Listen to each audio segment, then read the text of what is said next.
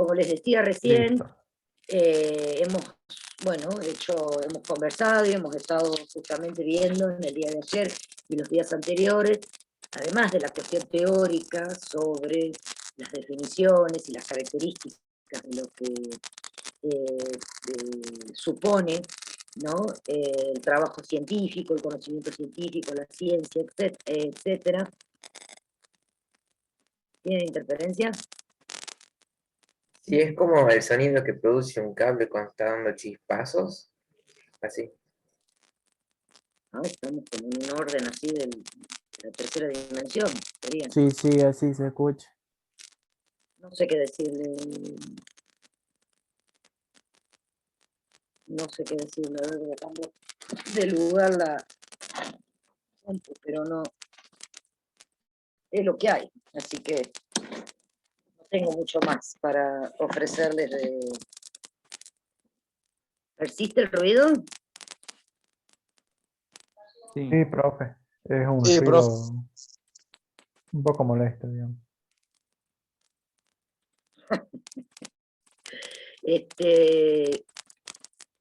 No, no sé si es mi transmisión.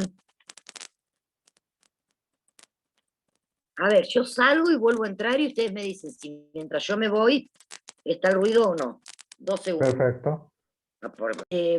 Les decía entonces que hemos estado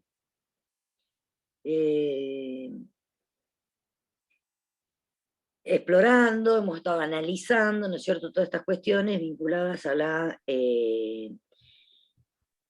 a lo que es el conocimiento científico, la ciencia, las distintas maneras, miradas respecto de la ciencia, y esta consideración que sobre todo de la segunda mitad del siglo XX para acá, sobre la ciencia y el conocimiento científico, de tomarla como una actividad económica. Por eso lo que veíamos ayer, vinculado justamente a el desarrollo de la ciencia en torno a también el desarrollo de los países o de las distintas regiones, ¿no? Entonces eso significa que se empieza a considerar a este quehacer científico entonces como una actividad económica también. Con lo cual entonces el científico pasa a ser mirado o pasa a ser considerado como un trabajador, y entonces le caben las generales de la ley de un trabajador. Luego hicimos hincapié, ayer ya de salida con la clase, puntualizamos justamente la definición de la investigación, que es el proceso, que es el que nos permite a nosotros producir conocimiento científico, definiéndolo como justamente este proceso que con lo cual entonces volvemos a decir lo mismo que dijimos ayer: si hablamos de proceso, estamos hablando necesariamente del transcurso de un tiempo, este proceso que es reflexivo, sistemático, crítico, controlado, que tiene por finalidad descubrir e interpretar hechos, procesos o fenómenos, y establecer las relaciones entre los hechos, los procesos y los fenómenos, siempre vinculados con objetos de la realidad. Hasta ahí habíamos llegado ayer, antes de terminar la clase, ¿no? Entonces, esto, que es este proceso que definíamos nosotros, que es el de la investigación, justamente me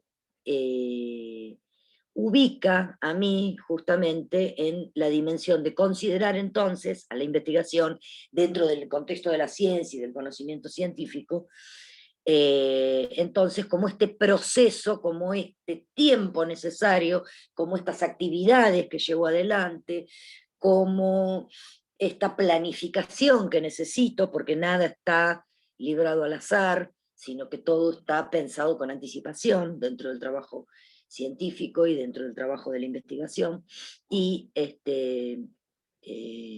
que va a tener justamente algunas de las características que vamos a ver ahora, ¿no? Que la investigación científica va a estar a los fines justamente de la resolución de determinados problemas, que estos problemas se van a relacionar justamente con algunos aspectos de la realidad, van a estar enfocados de acuerdo a determinados intereses dentro de un contexto dentro de un determinado contexto, siempre atravesados por la realidad social, política, económica, como estuvimos viendo ayer y en las clases anteriores. Este proceso de la investigación científica va a consistir en preguntas que se hace quien investiga, interrogantes que tiene en torno a esta área de la realidad que ha decidido investigar, preguntas justamente para los que la investigación sirve justamente para poder responderlas. Es decir, yo llevo adelante un determinado proceso con determinados pasos, sistematizado de determinada manera y de acuerdo a determinadas especificidades que me van a permitir a mí, o no, pero en principio creo que sí, me van a permitir a mí justamente dar respuesta a estos interrogantes, a estas preguntas, a estas cuestiones que forman parte del trabajo del investigador. Preguntarse, tener dudas, tener inquietudes, querer avanzar un poco más en torno a esto que me estoy proponiendo como tema de investigación. ¿Por qué digo voy a responderlas o no? Ya lo hemos aclarado en las clases anteriores esto. Justamente hay investigaciones que han servido justamente para decir este no es el camino. Entonces eso, desde el punto de vista de la generación del conocimiento, desde el punto de vista de la ciencia, desde el punto de vista del conocimiento, es un avance en sí mismo. Aunque no haya podido llegar a resultados significativos, no quita que sí nos permite a nosotros descartar determinadas líneas de investigación. Esto no es porque sea así, Profe, pero sí. eso de, por ejemplo, de que esto no sirve puede ser aplicado también, por dar algún caso, ¿no? De ejemplo, al uso de ciertas sustancias, ciertas drogas como la cocaína, que, por así decirlo, hace 100 años se promocionaba, por ejemplo, para tratar algún, como por ejemplo, remedio para la tos, digamos. Ajá. Entonces luego, bueno, se demuestra que no es, ¿cómo le puedo decir? Que no era así realmente y que de hecho era peor, digamos, el supuesto remedio que la enfermedad en sí. Que la enfermedad, sí. Sí, y eso también hace referencia a la provisionalidad de los conocimientos científicos, el ejemplo que usted acaba de dar, ¿no? En el sentido de que durante un tiempo se sostienen determinadas verdades y cuando surge un conocimiento superador se deja de lado esto. Es un buen ejemplo para la provisionalidad de la ciencia, que tiene la ciencia, el conocimiento científico. Me caen los papeles en el medio. ¿Se entiende? Eso significa que cuando nosotros la definíamos como un sistema de ideas provisionales a la ciencia o al conocimiento científico, justamente tenía que ver con esto que usted acaba de decir en el ejemplo. Durante un tiempo se utilizó esta sustancia que se creía que mejoraba o curaba, ¿no?, la tos, hasta que, producto de las investigaciones, surgió otra sustancia, otro procedimiento, otra metodología, no importa, que fue superadora de esta y que pudo, con mayor eficacia, pudo resolver este problema. Pero aun cuando, que en definitiva, por eso digo, es de las dos cosas, esto que les estoy diciendo y lo que les venía hablando recién, aun cuando mi resultado final sea que no da respuesta a las preguntas que yo me hice, eso no significa que haya sido un fracaso de investigación, no. Significa que esta investigación sirvió para decir que esto que yo me propuse demostrar no es como yo creía que era. Y entonces eso es un avance, porque dejo de perder tiempo en esto y concentro mis esfuerzos y los recursos que tengo en otras líneas posibles de investigación. De No esta porque forma, sea... profe, Sí, puede ser que también nos ahorremos tiempo y sea, o exactamente. sea, mejor en el sentido de que se cumplen dos condiciones, o sea, dos objetos, digamos. La primera, que comunicamos, digamos, a la comunidad científica o a nuestro entorno que lo que Ajá, hicimos no funciona. Entonces, de paso, al comunicarlo, le estamos diciendo a las otras personas que no hagan tal cosa, por así decirlo, porque va a ser exactamente. una pérdida de tiempo. Lo cual es Exactamente. descartar opciones para llegar a un objetivo en común. Por ejemplo, la cura de Exactamente. alguna enfermedad. exactamente. ¿Vieron en las series policiales en donde no anda la gente persiguiéndose a balazos, sino en esas series policiales que son de investigación, supónganse? ¿Mm? Sí, la ley y el orden. Claro, que son más de investigación, no las que se andan persiguiendo a balazos. Esas son de acción. No. Yo digo las series que se proponen la investigación de un determinado hecho, un robo, un arrebato, una violación, un asesinato, no importa. Bueno, fíjense que parte de esto que yo les estoy diciendo se aplica en ese proceso de investigación. Sigo distintas pistas, sigo distintas líneas de investigación, y a medida que se van verificando o no los interrogantes, las preguntas, las cuestiones, o la evidencia que se va presentando, las voy descartando porque me voy enfocando cada vez más en aquello que me va acercando a esto que yo quiero demostrar. Un poco así. Por eso hay una división de la policía que se llama policía científica, porque investiga de acuerdo a estos parámetros también. Tiene un poco que ver con eso. El hecho de que yo descarte o que el resultado de una investigación no sea el que yo esperaba no significa que no sirve. No, significa que esto no sirve, pero entonces yo voy a concentrar mis esfuerzos en otra cuestión. Y esto que decía Sebastián también es verdad. Yo estoy obligada a publicar esto para que otros equipos en otros lugares, con otros intereses, no pierdan tiempo en esto que no va a arrojar el resultado que estamos esperando que arroje. Va un poco por ahí.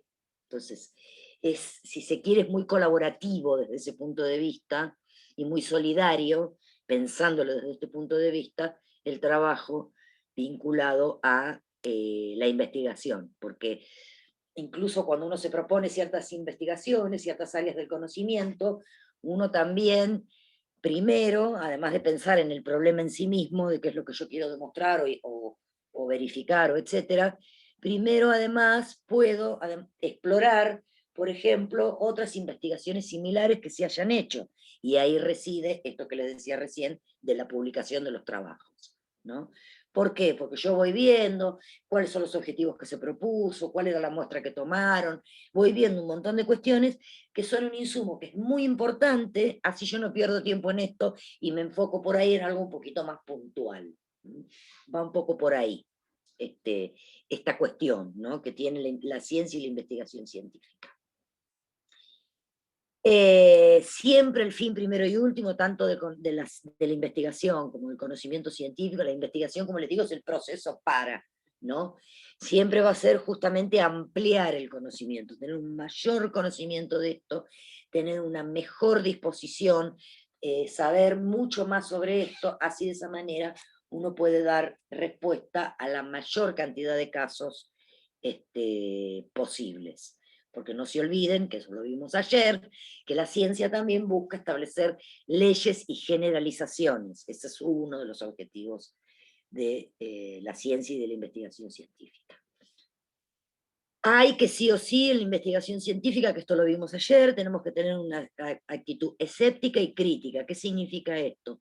No dar todo por sentado, o porque algo o alguien nos diga que un elemento, un proceso, un producto, un fenómeno es de una determinada manera, yo voy a adherir ciegamente a esto que me están diciendo.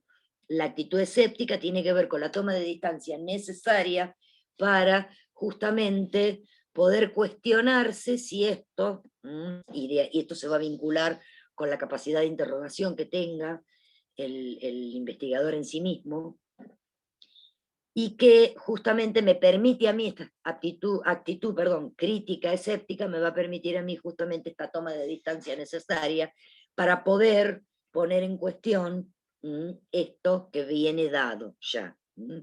Incluso hay, en la historia de la ciencia, esto también es bastante común, reinvestigaciones de cosas que a lo mejor muchos años antes fueron investigadas y que a lo mejor los datos a los que se llegaron, obviamente parciales y provisorios, y ahí es donde entra en conjunción con la tecnología, con los nuevos adelantos tecnológicos han arrojado resultados que son mucho mejores desde el punto de vista de la fiabilidad del resultado y con mayor alcance todavía, ¿no? Entonces, por eso digo, siempre, siempre, siempre en ciencia el saber es provisional.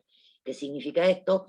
hoy me da resultados. Mañana puede ser que surja algo que haga que yo tenga que resignificar esto, o haga que yo tenga que repensar un fenómeno, una metodología, un conocimiento en sí mismo, en fin, lo que sea que... Directamente descartarlo, ¿no?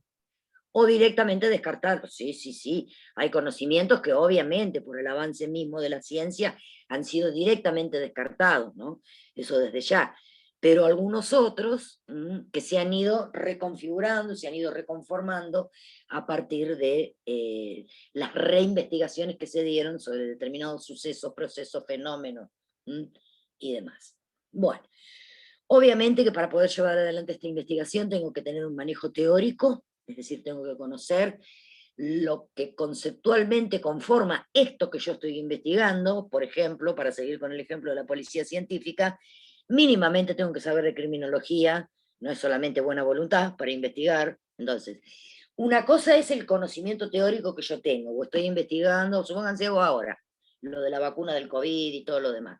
Y mínimamente tengo que saber de medicina, tengo que saber de bioquímica y tengo que ser especialista, además, en epidemiología y en virología. Nosotros podemos tener muy buena voluntad, chicos, chicas, pero es limitado nuestro conocimiento. Entonces, eso Profe, alude al conocimiento, perdón, ya le doy la palabra, eso alude al conocimiento específico que yo tengo que tener sobre lo que estoy investigando, y a eso se le va a sumar el conocimiento metodológico que yo tenga, es decir, que me va a permitir a mí saber cuáles son los pasos que tengo que seguir para hacer, sí. ¿se podría decir entonces que la ciencia puede aportar beneficiosamente a cualquier otro ámbito, en el sentido de que, por ejemplo, en la criminalística, como lo mencionaba usted, se pueden resolver, digamos, casos muy complejos gracias a muestras de Sí, ADN, ¿puede ser? ni hablar, ni hablar. Los estudios de ADN, que forman parte de la disciplina genética, han abierto luz sobre un montón de casos que sabemos que hace 30, 40 años, no sé exactamente de cuándo se comenzaron oficialmente esta cuestión de los estudios genéticos. Debe haber sido alrededor de la década del 90, más o menos, por ahí. Y la extracción de ADN y la comparación de las muestras ha permitido justamente esto, ¿no? Esta cuestión, de acuerdo a lo que usted dice, que es muy importante porque abre, imagínense, antes algo que quedaba en la duda, en la nebulosa, no se podía demostrar y todo lo demás, ahora sabemos que hay un montón de partes del cuerpo que despiden partículas y que pueden o no demostrar la presencia de una persona en un determinado lugar donde ocurrió un hecho criminal de cualquier naturaleza, y así ni hablar, por ejemplo, con el establecimiento fehaciente de los casos de paternidad, por ejemplo, y demás, que son, bueno, han significado un gran avance desde el punto de vista de la investigación criminológica, y otras cuestiones también que son un poco más finas, pero que tienen que ver, por ejemplo, a través de la extracción de la muestra de ADN y el mapa genético, nosotros podemos saber qué enfermedades, haciendo un mapeo genético, por ejemplo, todavía sigue siendo caro para nosotros, pero con ese mapeo genético podemos llegar a saber, por ejemplo, si tuviéramos hijos, qué enfermedades van a tener, porque saben ustedes que hay algunas que son de transmisión genética, otras son congénitas, otras se van adquiriendo por la interacción con los otros, y etcétera. Entonces, sí, las cuestiones de la parte de la medicina que estudia la genética ha hecho unos avances impresionantes y han permitido despejar y allanar un montón el camino, ¿no? Y fíjense que hablé solamente de 3, 4 aplicaciones, hay muchísimas más en torno a esto, ¿no? Hay mucho más en juego.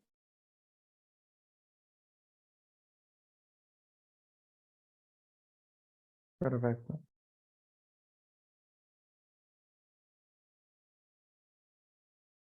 ¿Profe?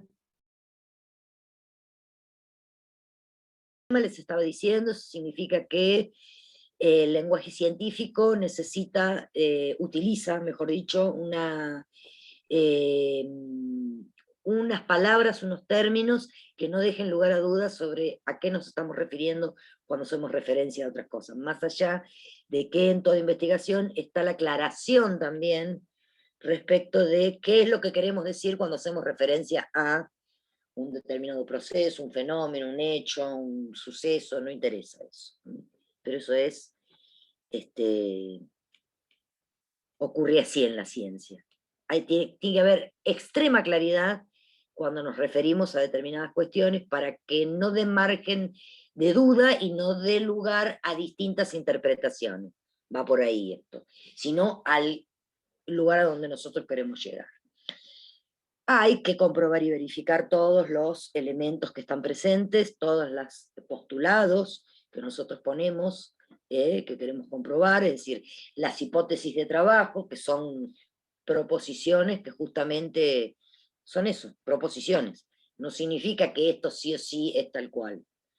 Yo digo, por ejemplo, que sería una hipótesis posible podría decir, las personas no vacunadas de COVID entre 18 y 25 años son más propensos a tener problemas de hígado que las personas vacunadas entre 28 y... Eso es una hipótesis. Bueno, eso, que está dicho así rápido y tiene algunos errores, pero no importa, eso es una hipótesis de trabajo que yo tengo que demostrarla, tengo que demostrar eso que dije.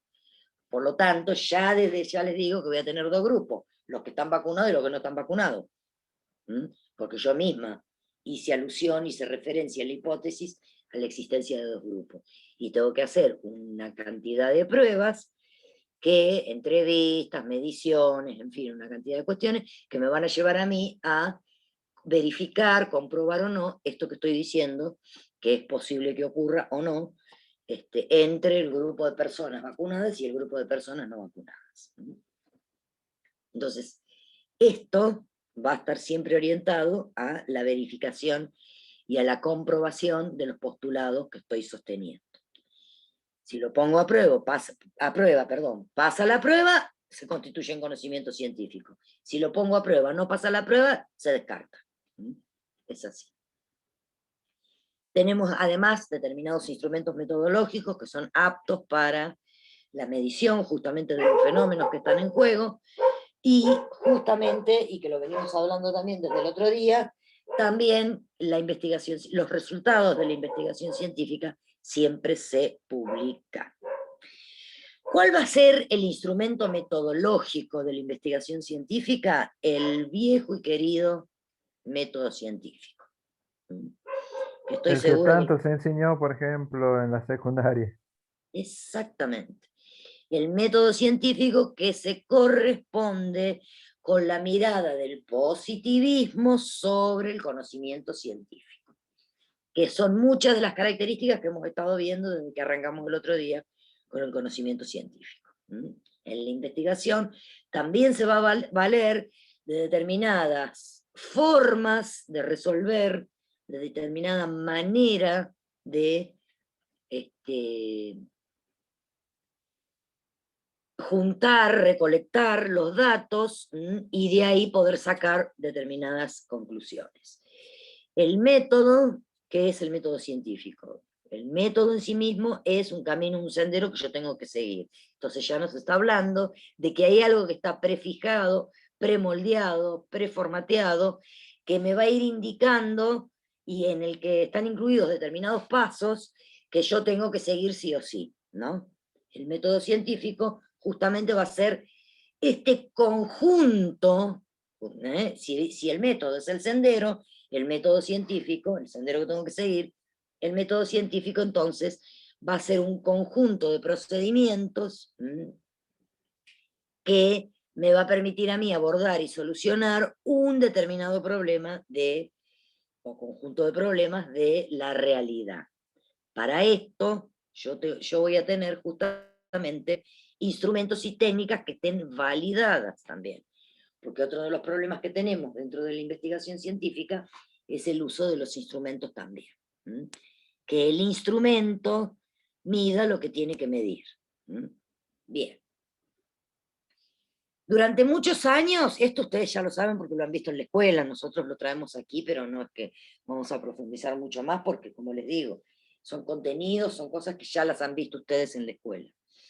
Durante muchos años la ciencia planteó una sola manera de hacer ciencia, ¿no? O un solo método científico. Esto más que nada tenía que ver con justamente este paradigma del positivismo al que siempre les hago alusión, que está vinculado el paradigma del positivismo a las ciencias naturales, y que entiende que los fenómenos, o el conjunto de fenómenos, de una determinada porción de la realidad, deben ser abordados y solucionados de una sola manera.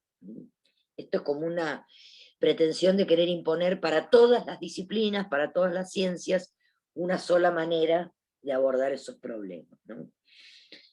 Pero bueno, nosotros tenemos otras áreas de la realidad que a lo mejor no pueden ser abordadas de la misma manera en la que yo estudio la incidencia del consumo de grasas en el desarrollo de problemas hepáticos, por ejemplo. Yo voy a tener ahí una serie de problemas que van a formar parte, que muchas de las cuales, todas, casi todas, tienen que ver con la alimentación. Y yo ahí me voy a dedicar a, desde el punto de vista cuantitativo, a registrar la mayor cantidad de casos, por ejemplo, de personas que consuman alimentos con alto contenido graso y ver cuáles son las derivaciones de este consumo de grasas, excesivo de grasas, ¿no? Y puedo armar alguna cuestión en relación a esto. Ahora, si yo estoy estudiando, por ejemplo, en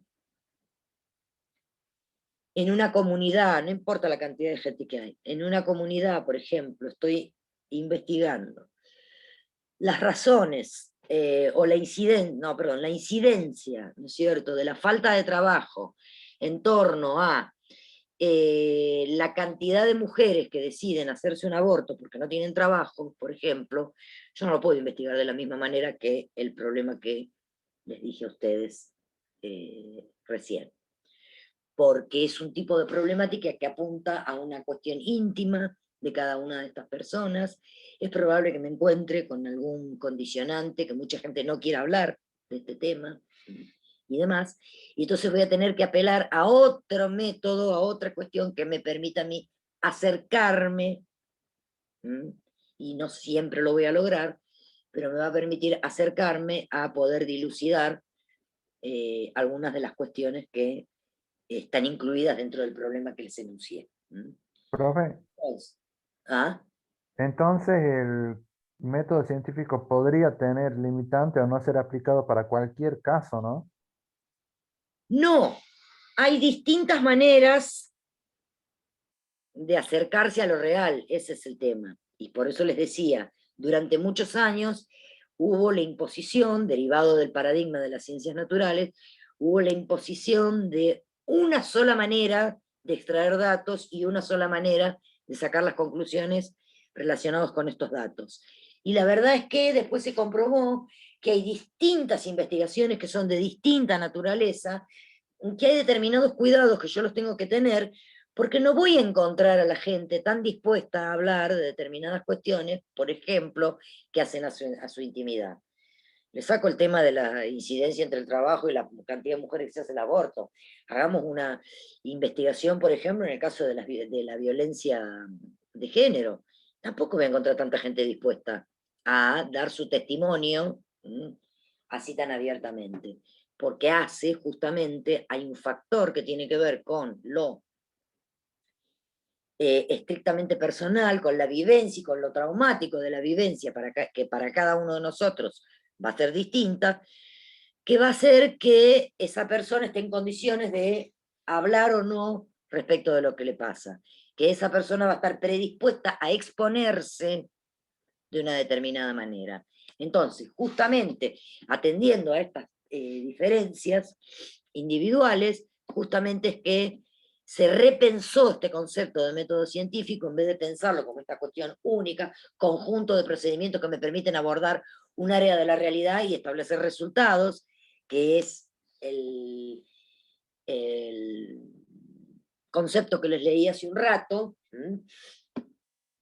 Se dejó de pensarlo de esa manera para empezar a pensarlo como conjunto de acciones dirigidas. Conjunto de acciones dirigidas, chicos, es algo que amplía muchísimo más la mirada y que indirectamente reconoce que hay más de una forma de acercarse a lo real, que hay más de una manera de recolectar datos y que hay problemáticas que son más complejas que otras para ser abordadas.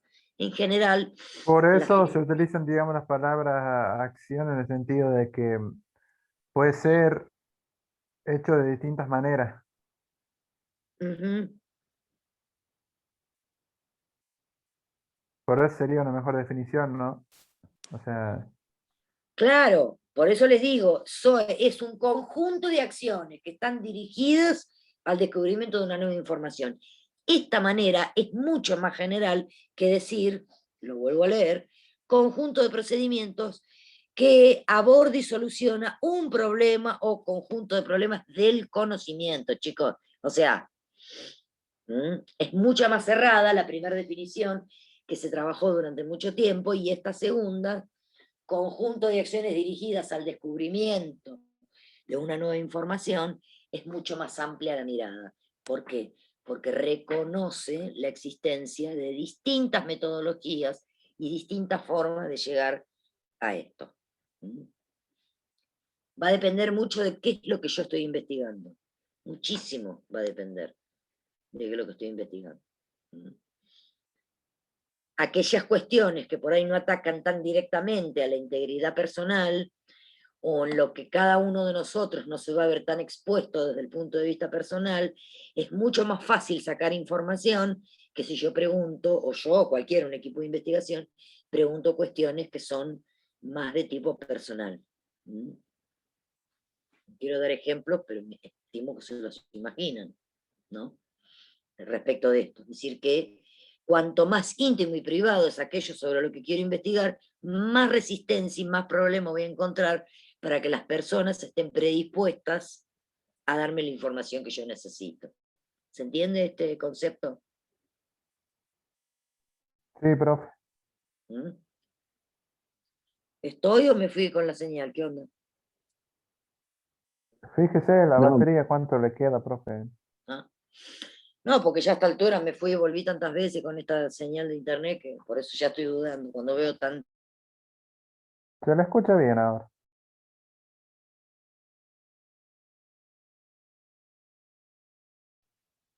profe. se le estaba escuchando bien. Sí.